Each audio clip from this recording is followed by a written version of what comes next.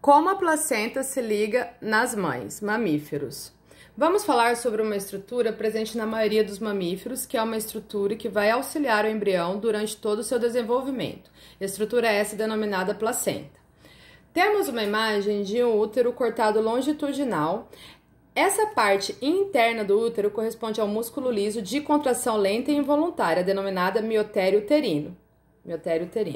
Ao lado encontra-se as tubas uterinas e logo abaixo as fímbrias ou franjas uterinas. Ligadas à região lateral do útero, temos uma estrutura que chamamos de ovário. E no ovário encontramos os folículos ovarianos, imaturos.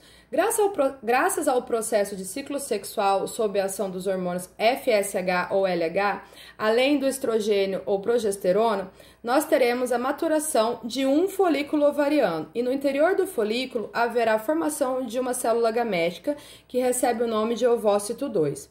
Enquanto ocorre a maturação desse folículo, as próprias células foliculares secretam um hormônio chamado estradiol, que é o principal estrogênio que tem por função promover o crescimento de um tecido temporário que reveste todo o útero da mulher, que chamamos de endométrio uterino.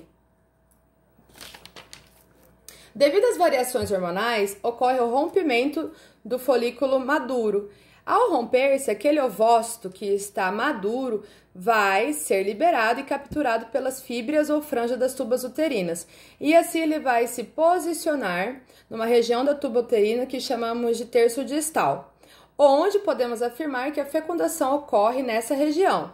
Após 24 horas da fecundação, na tuba uterina, haverá a formação da primeira célula ovo ou zigoto, que passará por divisões mitóticas ou sucessivas, chamadas de segmentações ou clivagem.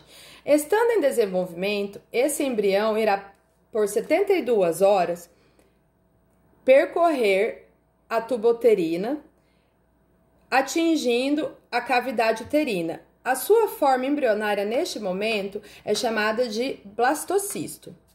O blastocisto corresponde a um conjunto de células que ocorre junto à sua área externa e periférica. E nessa região periférica encontramos uma massa celular que denominamos de trofoblastos, que tem uma função extremamente importante quando atinge a cavidade uterina. Função esta de secreção de enzimas que vão digerir toda a parede endometrial a fim de fixar o embrião. Processo esse chamado de nidação. Na estrutura ainda do blastocisto, notamos uma presença interna de uma massa de célula que são as células do embrião propriamente dita, que denominamos de embrioblastos, que é a estrutura que vai dar origem ao embrião. Este embrião que está implantado nessa região, ele vai se desenvolvendo e à medida que ele vai crescendo, nota-se que o endométrio está todo em volta do complexo embrionário. Então, o embrião ele está sendo formado junto ao complexo embrionário e na região ventral do embrião vão partir derivados dos vasos sanguíneos, dos sacos vitelíneos, que é reduzido aos vasos dos alantoides, que são reduzidos a uma estrutura que chamamos de cordão umbilical. E esse cordão vai fazer uma fusão entre os vasos sanguíneos da região endometrial junto aos vasos sanguíneos do embrião. Ampliando essa imagem, você terá uma porção e uma noção do que é a placenta. Obedecendo a essa estrutura, teremos uma nova região do endométrio uterino, rico e densamente vascularizado por vasos sanguíneos provenientes do próprio útero. Por haver nessa região muitos vasos sanguíneos, ocorre uma dilatação, que é esse saquinho aqui, uma dilatação junto ao endométrio, formando uma bolsa de sangue, que denominamos lacuna sanguínea materna. A parede da lacuna é suficientemente fina para que ocorram as trocas bioquímicas entre o sangue fetal e o sangue da mãe. A partir do nosso esqueminha aqui, do embrião, temos uma fragmentação do cordão umbilical, que é um vaso sanguíneo grande, que é esse vermelhinho aqui. Que o sangue sai da região da placenta e vai até o embrião. E ao redor dessa veia, existe 2 vasos em azul aqui,